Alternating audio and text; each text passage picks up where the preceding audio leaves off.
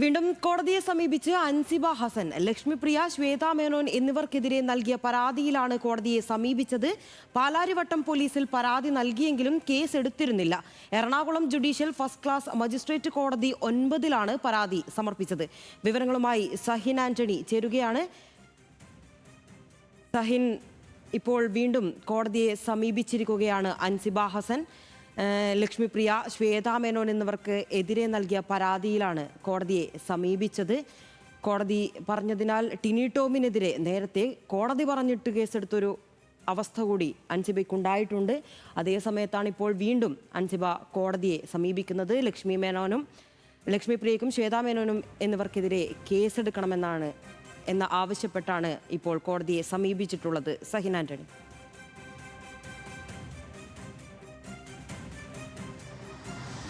അൻസിബ, കഴിഞ്ഞ ദിവസമാണ് അല്ലെങ്കിൽ കഴിഞ്ഞ ഒരാഴ്ച മുൻപാണ് പാലാരിവട്ടം പോലീസിൽ പരാതി നൽകിയിരുന്നത്. ലക്ഷ്മിപ്രിയയ്ക്കും ഒപ്പം തന്നെ ശ്വേത മേനോനും അടക്കമുള്ള ആളുകൾക്കെതിരെ കേസെടുക്കണമെന്നുള്ളതായിരുന്നു. തൻ്റെ സ്ത്രീത്വത്തെ അപമാനിക്കുന്ന തരത്തിൽ ഒരു യൂട്യൂബ് ചാനലിലൂടെ ലക്ഷ്മിപ്രിയ ചില പരാമർശങ്ങൾ നടത്തിയിരുന്നു. ഇതിനെതിരെ ശക്തമായ നടപടി വേണമെന്നാവശ്യപ്പെട്ടുകൊണ്ടാണ് പാലാരിവട്ടം പോലീസിൽ പരാതി നൽകിയിരുന്നത്. എന്നാൽ പാലാരിവട്ടം പോലീസ് നടപടി സ്വീകരിക്കാൻ തയ്യാറായില്ല. മാത്രമല്ല, ഇവരുടെ പരാതി തള്ളിക്കളയുന്ന രീതിയിലേക്ക് റിപ്പോർട്ട് തയ്യാറാക്കുകയും ചെയ്തു.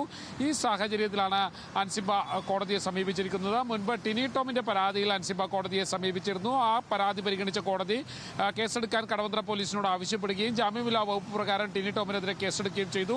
ഇതേ തുടർന്നാണ് ഇപ്പോൾ ശ്വേത മേനോനും ഒപ്പം തന്നെ ലക്ഷ്മിപ്രിയയ്ക്കുമെതിരെ അൻസിബ കോടതിയെ സമീപിച്ചിരിക്കുന്നത്. അതിൽ തന്റെ സ്ത്രീത്വത്തെ അപമാനിക്കുന്ന തരത്തിൽ അല്ലെങ്കിൽ തന്നെ മോശപ്പെടുത്തുന്ന തരത്തിൽ, വ്യക്തിഹത്യ നടത്തുന്ന തരത്തിൽ വലിയ പരാമർശങ്ങൾ ലക്ഷ്മിപ്രിയ നടത്തിയെന്നുള്ളതാണ് അതിൽ സൂചിപ്പിച്ചിരിക്കുന്നത്. ഒപ്പം തന്നെ ശ്വേത മേനോൻ അടക്കമുള്ള ആളുകൾ ലക്ഷ്മിപ്രിയയ്ക്ക് ഒത്താശ ചെയ്തുവെന്നും ഇതിൽ പരാമർശിക്കുന്നുണ്ട്. എന്തായാലും ഇതെല്ലാം കോടതി പരിഗണിച്ച് നടപടിയിലേക്ക് നീങ്ങുമെന്നാണ് അൻസിബ പ്രതീക്ഷിക്കുന്നത്.